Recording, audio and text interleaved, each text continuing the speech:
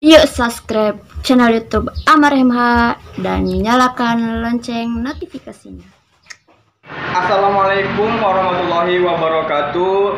Jumpa lagi rekan seperjalanan bersama gua Amar. Nah, pada kesempatan ini gua berterima kasih kepada Allah Subhanahu wa taala yang telah memberikan kesempatan gua untuk sharing perjalanan gua saat melakukan pendakian ke Gunung Salak di era new normal. Nah, mau tahu cerita selanjutnya seperti apa? Tonton terus video ini sampai habis.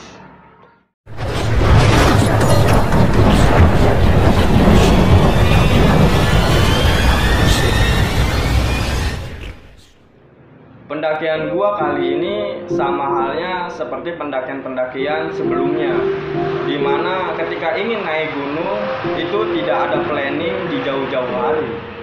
Nah, pada saat itu handphone gua berbunyi dan ternyata saudara gua ini nelpon dan dia kasih kabar ke gua bahwa dia nggak diajak naik ke Gunung Cermai. Siang hari dia telepon dan besok malamnya kami berangkat dari Tangerang ke kediamannya si Marwan ini. Singkat kata, malam itu tiba, alat lengkap, logistik aman, dan kita mempersiapkan diri lagi bahwa keyakinan kita untuk naik Gunung Salak ini bukan hanya sekedar ingin naik gunung. Untuk meyakini orang yang di belakang gua atau orang yang gua bawa itu berat, men.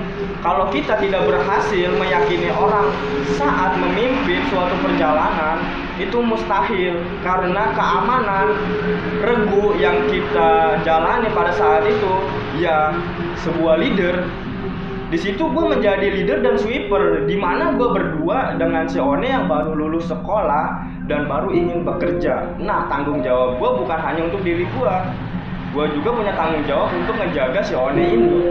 Ditambah kita tahulah semua Gunung Salak ini dikenal bukan hanya mistisnya saja, tapi jalur yang ada di dalam Gunung Salak ini begitu banyak jurang-jurang pemisah yang sangat dalam menurut gua. Kenapa Gunung Salak ini menurut gua berat? Karena apalagi kita lewat Cimelati ya. Kita tahu Cimelati ini kita melintasi zona rimba atau inti Gunung Salak. Karena secara morfologi Gunung Salak memiliki banyak jurang-jurang di dalamnya. Karena seluruh tubuh gunung sampai kita ke puncak itu jalur, sepanjang jalur itu ya kita tertutup hutan lebat, dan kontur gunung ini pun sangat tidak mudah untuk dilihat gitu. Setelah gua sampai di kediamannya Marwan ini, yang niat awal naik pagi sekitar jam 7, akhirnya kami bablas sampai jam 10 menjelang siang. Aduh, udah kesiangan, hujan. Aduh, ini nunggu reda kapan? Akhirnya kami berunding, kita nginap semalam lagi atau melanjutkan dan memaksakan diri untuk naik hari itu juga. Nah, kita setengah 4 langsung melanjutkan dan berpamitan ke Marwan untuk melaksanakan tunai dari keinginan si One tersebut. Akhirnya dari pos satpam gua pamit ke security, pamit ke si Marwan, dan kita menuju base camp itu sekitar setengah jam, dan tiba di base camp itu kami jam 4 sore, di mana gerimis masih menyelimuti kami. Setelah beres mengurus retribusi dan mengisi data diri, akhirnya jam 4:10 kami melanjutkan perjalanan dan memulai perjalanan. Nah, di sini fine-fine aja, dan gue juga hanya berbekal referensi dari orang-orang yang gue gali informasinya sebelum gue naik ke Gunung Salak ini. Saat mata gue melihat ke arah hutan pinus, di situ perasaan gue udah berbeda, men. Yang tadinya fun, hujan-hujanan, ketemu simpang ini yang dimana satu tahap yang harus gue lewatin yaitu hutan pinus. Baru aja dateng dan baru saja mau mulai perjalanan, di situ si One udah muntah-muntah. Dan gue di situ nyamperin One dan bilang ke si One, "Nek, lu nggak apa-apa?" "Enggak, Mar." "Yakin?" kata gue, "Lu nggak apa-apa, kalau misalnya lu kenapa-napa istirahat dulu aja. Kalau enggak besok pagi kita naik." Dan si One, "Nggak apa-apa, Mar." Setelah gue mendengar jawaban One, dan di situ gue memutuskan untuk istirahat dulu beberapa menit sampai si One pulih kembali. merasa sudah nyaman dan merasa siap untuk melanjutkan perjalanan, akhirnya gue berdoa lagi untuk izin memasuki hutan Gunung Salak dan bersilaturahmi ke Gunung Salak ini. Dan gue beri salam, Assalamualaikum jagat raya, langit dan bumi beserta isinya yang berada di Gunung Salak, sadayana al-fatihah. Mengirimkan untuk jagat raya dan para makhluk yang ada di depan mata gua ini yang tak terlihat. Berhubung gua nggak tahu medan jalur Gunung Salak ini seperti apa, karena gua baru pertama kalinya naik Gunung Salak, gua nggak tahu di mana titik pos-posnya, men. Gua nggak tahu titik pos 1, titik pos 2, gua nggak tahu. Sejauh itu gua nggak ngelihat. Setibanya gua saat melihat tulisan tanda pos itu berada di pos 3. Gila kata gua dari tadi gak ngelihat pos sama sekali gitu. Sekalinya ngelihat pos gua udah di pos 3. Yang gua seneng di sini, gua ketemu pendaki lain sekitar ada 4 orang, di mana 4 orang ini 1 wanita dan 3 pria. Yang gua kira dia atau mereka bakal naik, ternyata pas gua tanya dia mau turun. Alhasil kegembiraan gua kegulung lagi, men. Berarti gua masih berdua harus melanjutkan perjalanan ke atas. Setelah gua ngerokok dan One memakan cemilan mengganjel perutnya, di situ gua berdiskusi, bener-bener berdiskusi. Planning pertama, kalau misalnya sebelum maghrib belum sampai ke pos 4, kita cari pelataran yang bisa membuka tenda. Yang kedua, kalau emang nyampe di pos 4, kita jangan sampai nenda di pos 4. Jangan sampai kita bermalam di pos 4. Kalau mau di bawah pos 4. Itu hati gua aja yang bilang, nggak tahu kenapa yang niatnya awal kita buka tenda di pos 4. Tapi gue bikin planning yang sama-sama menunjukkan jangan sampai di pos 4. Nggak tahu kenapa, itu feeling gue aja. Di sini gue heran, men. Dari pertama mau masuk ke hutan pinus sampai sudah melewati dan sampai ke pos 3 dan melewati pos 3, ini soalnya masih mual-mual aja. Akhirnya gue tegasin lagi, Nek, kalau emang bener nggak kuat, ayo kita istirahat. Target puncak ya tetap sebagai impian kita sampai ke puncak, tapi yang utamanya keselamatan dulu. Kalau keselamatan terabaikan, puncak itu terabaikan. Akhirnya One meyakinkan gue, ya jalan pelan-pelan aja. Oke, akhirnya gue jalan pelan-pelan lagi sambil menikmati gerimis embun ya. Mungkin embun atau apa karena itu udah mau menjelang maghrib.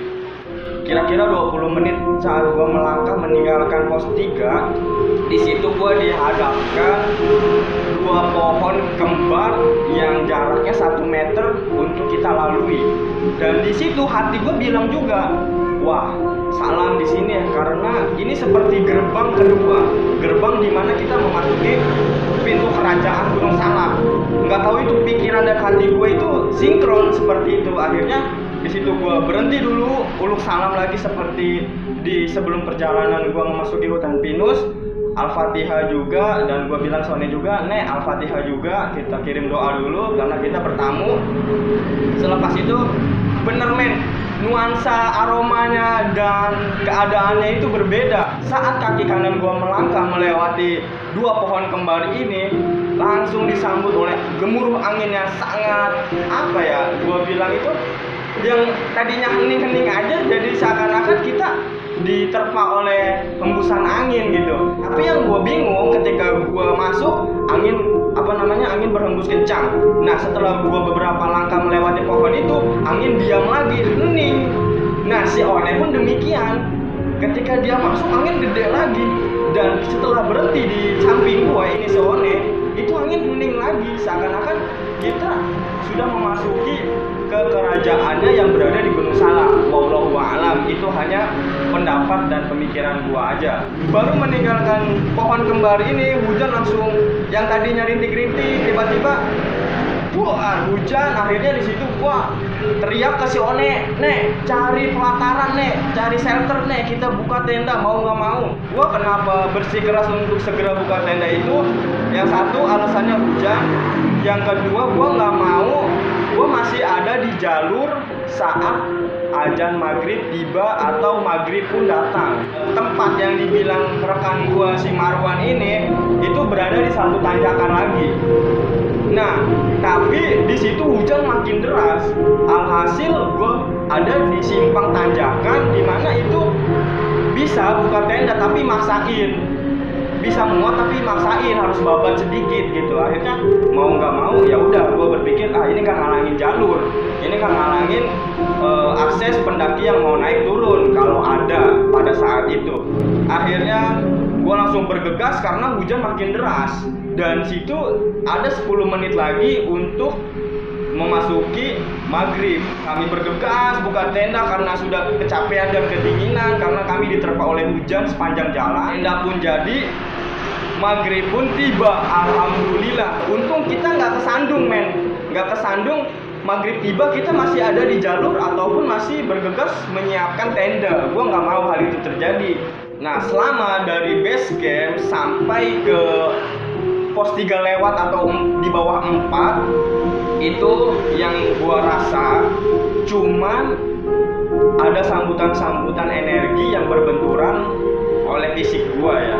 Dan gak tahu kenapa batin gua pun seperti seraya mendengar sambutan-sambutan mereka dengan yang ada di alam sekitar, tentunya di semesta yang berada di Gunung Salak ini. Setelah badan kami kotor, tanah ya becek-becekan, akhirnya kami salin. Setelah salin kami memasak nasi dan untuk makan malam.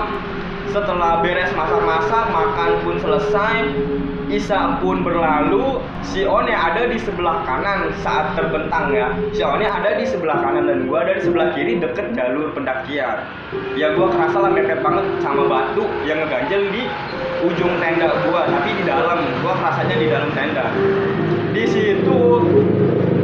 situ gua kayak nggak asik men. Ini batu kok ngeganjel. Soalnya batunya bukan satu, tapi tidak ada rekan-rekan yang kecil-kecil, cuma satu gede, tapi ya udah utuh gitu. Setelah gua minggir lagi ke arah One untuk bisa rebahan, One pun ngegeser lagi, akhirnya sampai pojok, wih pindah-pindah mulu tidurnya, geser apa, lega ge. Ya siap deh, gitu. Akhirnya yang tadinya setelah ngopi itu gua niat untuk tidur, gue di situ ngerasa ada yang ganjel saat gue berada di batu tersebut, di mana baru saja memejamkan mata dan narik sleeping bag. Itu kepala gue dari belakang tenda kan mepet nih, kepala sama tenda kayak ditoyor-toyor, tapi toyornya sopan gitu, kayak tek-tek. Itu 2 kali, tapi sentuhannya 2 kali, tapi membuat gua heran. Mungkin dahan pohon yang di belakang. Tapi kalau dahan pohon yang belakang kan pasti nggak bakal ada kayak begini kan, tek-tek gitu. Pasti kayak ada selewat aja. Ini tek-tek. Nah, akhirnya di situ gua minggir. Mau tidur lagi merem, pindah kepala, tek-tek. Kanan kiri sampai 4 kali kalau nggak salah. Akhirnya di situ gua gerak kan. Ini apa sih yang Noel, kata gua. Dan gua bakar rokok lagi sambil nikmatin musik. Akhirnya di situ gua kebelet pipis. Di mana kebelet pipis itu gua nggak berani. Nggak tahu kenapa gua nggak berani keluar tenda. Dan gue tahan-tahan sambil gue dengerin musik sebatang, 2 batang, sampai 4 batang. Si One bangun, pengen kencing. Nah dia minta temenin gue bilang aja, "Nek, udah buka tenda," kata gue, "lu kencing di depan tenda tapi di sebelah kanan ya, jangan pas keluar tenda banget," kata gue. Ya udah, oke, siap. Nah One pun kencing lah tuh ya di sebelah kanan. Akhirnya setelah One kencing, dia kan duduk tuh kan, pintu tenda masih terbuka dan situ gue ikut kencing. Tapi yang lucu di sini, ketika gua berdiri dan gua pengen kencing, ya begini kan gua berdiri, gua pengen buka sleting, tiba-tiba baju flanel gua ada yang narik. Di situ gua bingung, ada yang narik flanel gua. Di situ kan gua kan pakai baju, pakai flanel ya kayak seperti inilah. Nah akhirnya ini gua langsung kayak mau posisinya kayak mau sujud sholat gitu, dengkul doang yang ada di tanah. Akhirnya gue di situ buka sleting, kencing lah tuh gue di situ. Dan itu kejadiannya 2-3 kali. Yang tadinya niatnya berdiri, ditarik lagi suruh kayak seperti mau sujud. Akhirnya pas itu gue nggak berani nengok-nengok, gue kencing, gue cebok. Gua siram, akhirnya gua tutup tutup tenda, dan gua nikmatin sebatang rokok lagi karena gua merasa ada yang ganjel men. Tadi tuh seperti ada yang ganjel, entah kenapa gitu. Akhirnya One lanjut tidur lagi, dan setelah One tidur di situ gua nggak bisa tidur men. Semakin gua ngeliat si One tertidur di situ, gua nggak bisa tidur, nggak tahu seperti ada masalah tentang tempat tenda kita berdiri. Jam 11 gua baru mulai ngerasa ngantuk deh, dan di situ gua nggak munafik ya, gua situ tidur ayam karena gua merasa ini yang noel kepala gua masih ada. Ternyata baru aja gue mau tidur, One bangun lagi pengen pipis. 2 kalinya kencing jam 11 malam itu sama. Gue kencing juga ikut kencing karena soalnya bangun hidup gitu kan. Kalau tidur kan mati lah ibaratnya, gue sendirian gitu. Sama tuh gue ditarik lagi, dan gue nggak ngehirauin itu. Oh mungkin nanti ketiga kalinya gue bakal kayak beginilah posisinya seperti yang yang kedua gitu kan. Kira-kira jam 1:30 One bangun lagi, bangunin gue, dan itu bangunin gue untuk kencing. Nah di yang ketiga kali kencing ini, di situ gue bingung, si One ketakutan, nggak tahu kenapa penyebabnya. Dan si One itu ketakutan seakan-akan diburu-buru gitu. Gue tahu dia itu belum tuntas, gue tahu dia baru buka sleting, baru kencing sebentar langsung dimasukin lagi sletingnya. Akhirnya dia buru-buru duduk, dan pas gue juga keluar kencing di situ ketiga kalinya, gue merinding, angin selebet di leher gue doang. Seharusnya angin berhembus kan seluruh tubuh badan kita yang ada di permukaan itu kan kerasa, ini cuman di leher doang. Nah di situ kencing gua juga nggak tuntas.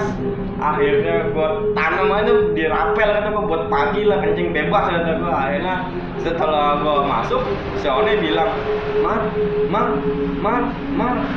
Nah si One nggak cerita apa-apa. Si One ceritanya pas setelah turun dari puncak ke tenda, dan dari tenda ke base camp. Dan di situ kami pun langsung berdua bergegas untuk tarik sleeping bag. Karena gue tatap-tatapan muka si One, Nek, ya Mar, yuk tidur lah, ayo tidurlah tuh kami. Nah si One terlihat sudah pulas. Di situ gue setiap kali gue nggak bisa tidur, di situ gue setiap kali itu juga gue ngopi, dan ada 1 bungkus rokok gue ngabisin semalam suntuk untuk menemani rasa takut gue dan kesendirian gue. Ditambah gue harus ngejaga si One ini. Jam 2:30 gue ngopi ngerokok, jam 3 kurang seperempat lah, kurang lebih, karena gue selalu fokus di HP nyetel musik. Akhirnya gue tarik sleeping bag, dan gue matiin lampu tenda. Di situ gua seneng. Kenapa seneng? Karena gua mendengar langkah kaki dan suara ramai pendaki yang arahnya itu, yang pertama yang gua dengar tuh dari bawah. Wah rame lah, ada suara cewek, ada cowok sekitar, gua nggak bisa prediksi ada berapa, tapi sekitar 5 ke atas lah. Soalnya itu rame banget, langkah kakinya jelas sama suaranya. Tapi yang heran, ada beberapa meter dari tenda gua sampai bawah itu kan ada belokan. Nah gua berpikir mereka berhenti di sana, tapi kan mustahil. Kalau misalnya berhenti serentak tanpa suara dan istirahat, pasti kan kita masih ngedenger suaranya atau gema angin itu bahwa di situ bertanda ada orang. Tapi itu nggak ada sama sekali. Masa iya dari sekian banyaknya orang berhenti serentak, nggak ada gerak-gerakan, nggak ada suara, tiba-tiba hening?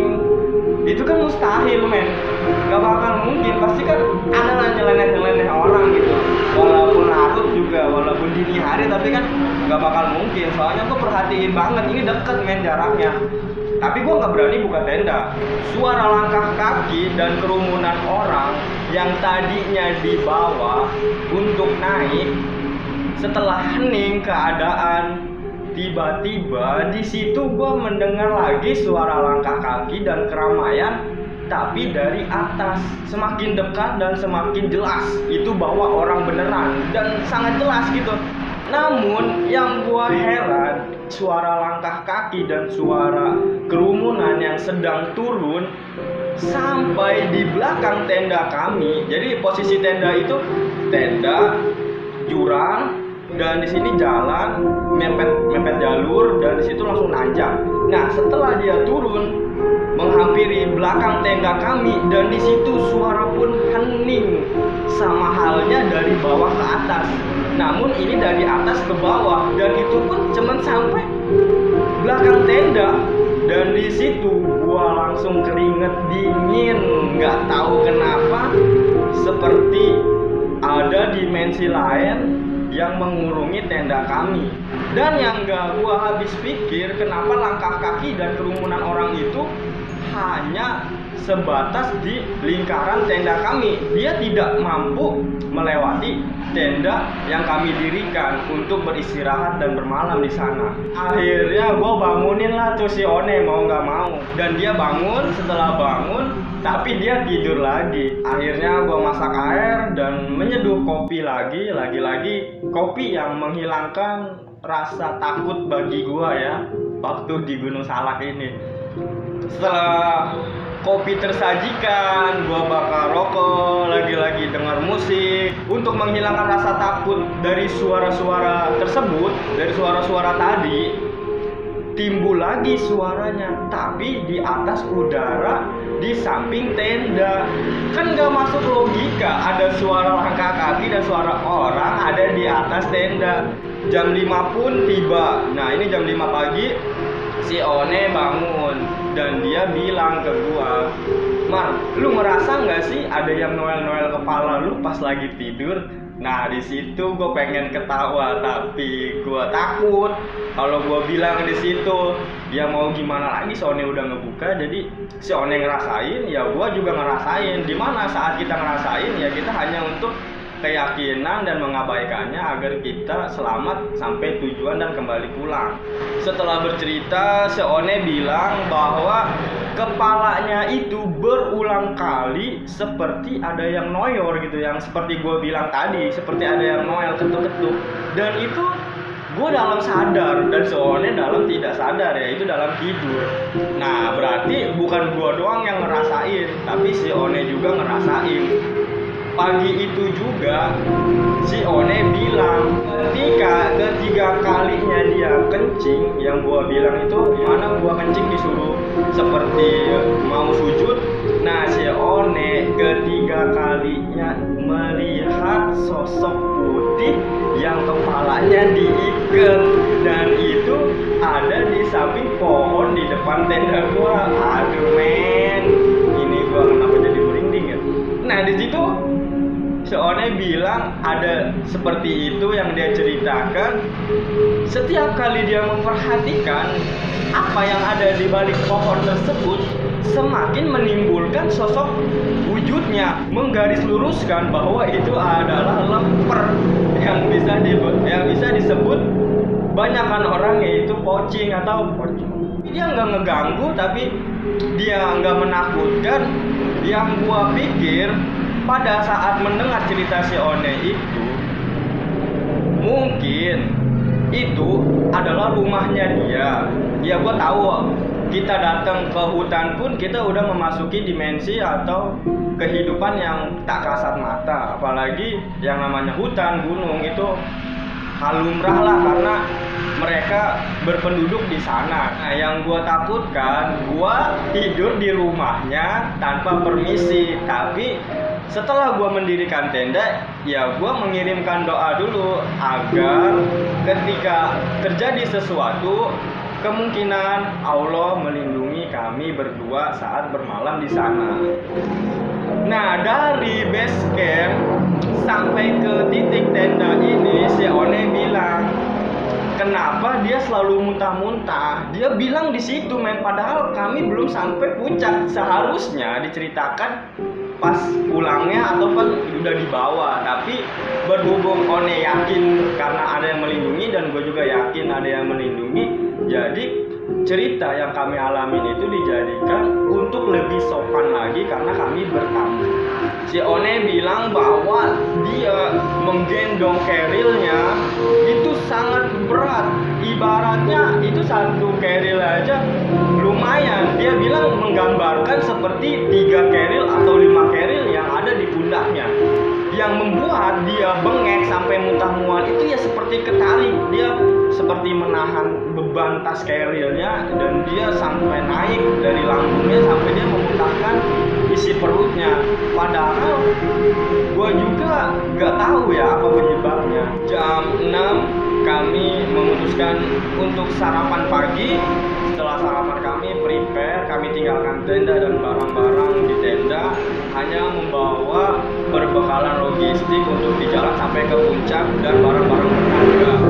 Nah, setelah beres kami pun pergi meninggalkan tenda ke puncak Salak. Nah, di mana di sini lucu men, bener dugaan gue bahwa satu tanjakan lagi itu adalah tempat harusnya kita buka tenda, dan emang bener itu langsung pas nanjak. Nah, di situ jalan bentar ada 10 langkah di sebelah kanan. Nah, di situ view-nya punggungan Gunung Salak lagi, yang di depannya itu jurang-jurang yang vertikal buat kurang lebih 90 derajat. Ya gimana mungkin semesta mengizinkan gua untuk berkemah di bawah, di samping tanjakan dan di samping jurang daripada di atas. Mungkin beda cerita. Seperti yang gua bilang tadi, tenda gua seperti ada lingkaran dimensi lain. Akhirnya kami menikmati suasana di sana. Setelah itu kami berdoa untuk melanjutkan perjalanan ke puncak Gunung Salak.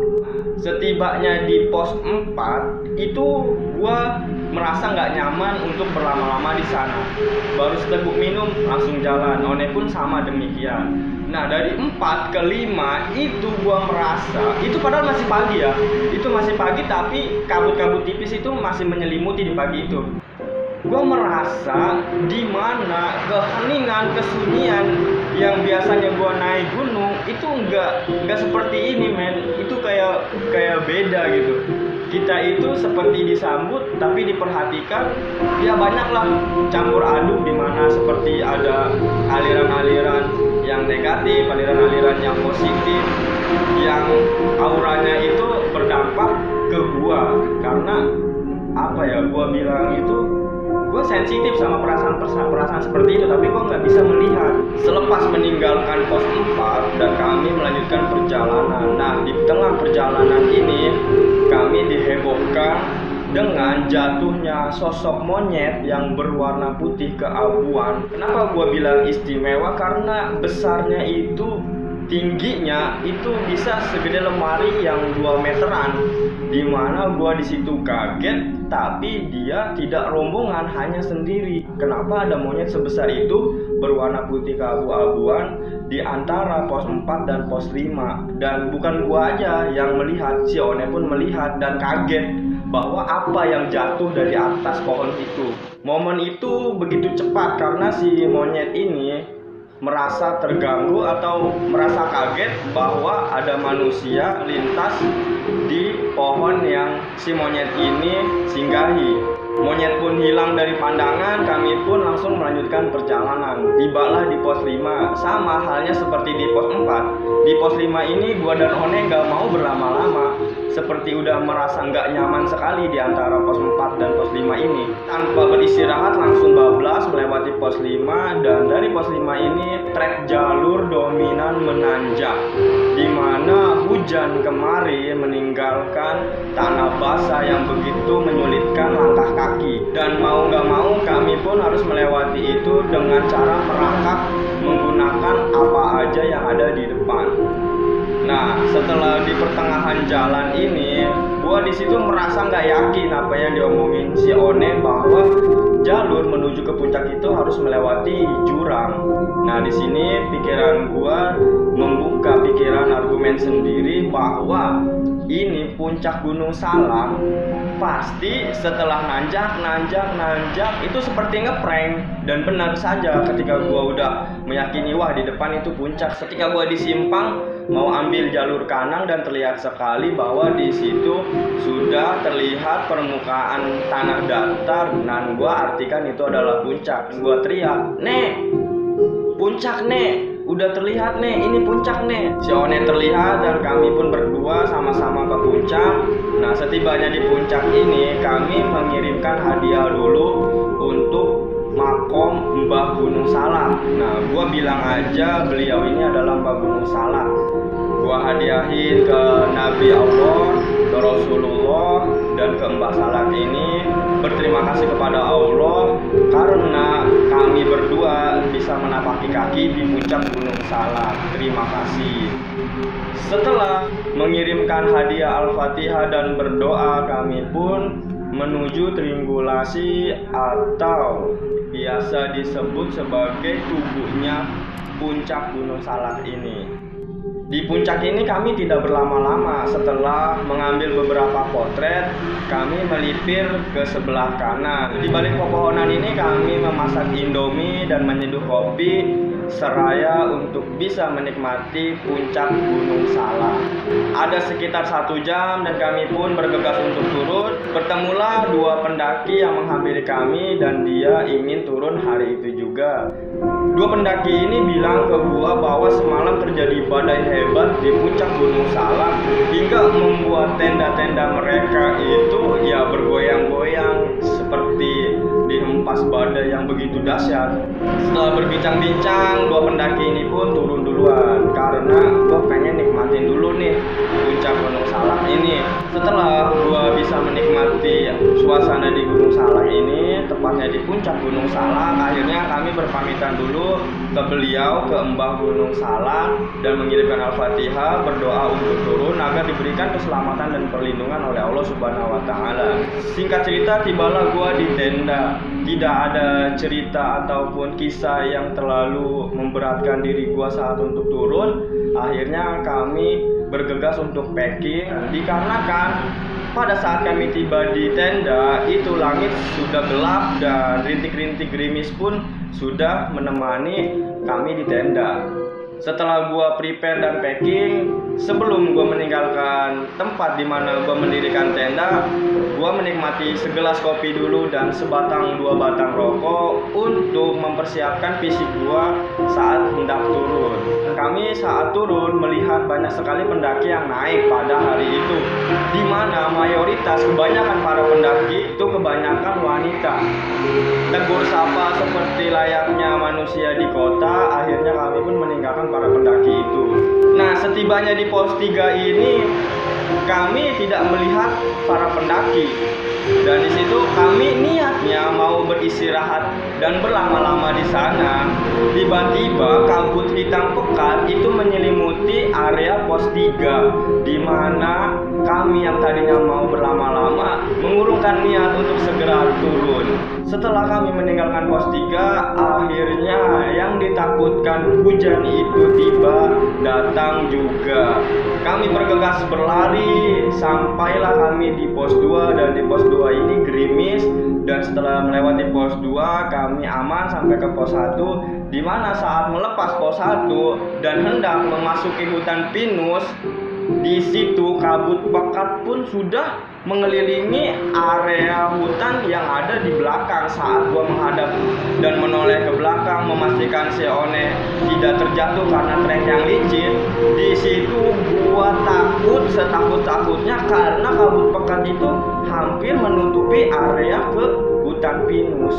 Kami berdua memutuskan untuk segera melewati hutan pinus karena di balik hutan pinus ini sudah area yang menurut gua sudah aman karena sudah mendekati base camp.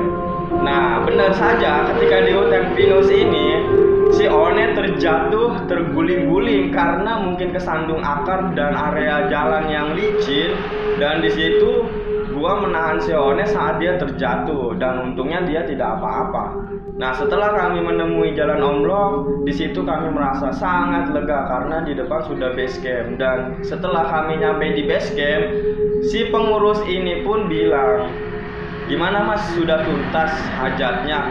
Nah, si pengurus itu dengan senyum-senyum tanda tanya yang menurut gue itu adalah sebuah tanda tanya atau kode. Ya gue bilang aja, "Alhamdulillah Mas, sudah beres, aman." Dan kami pun berpamitan melanjutkan perjalanan menuju pos security. Nah, setibanya di pos security ini, kami menunggu si Marwan untuk menjemput kami. Namun sejam 2 jam, mungkin pikiran gue si Marwan ini tertidur atau tidak menyalakan handphonenya. Akhirnya setelah berlama-lama kami menunggu, tibalah si Marwan dan kami pun menuju ke kediamannya untuk beristirahat dan bebersih.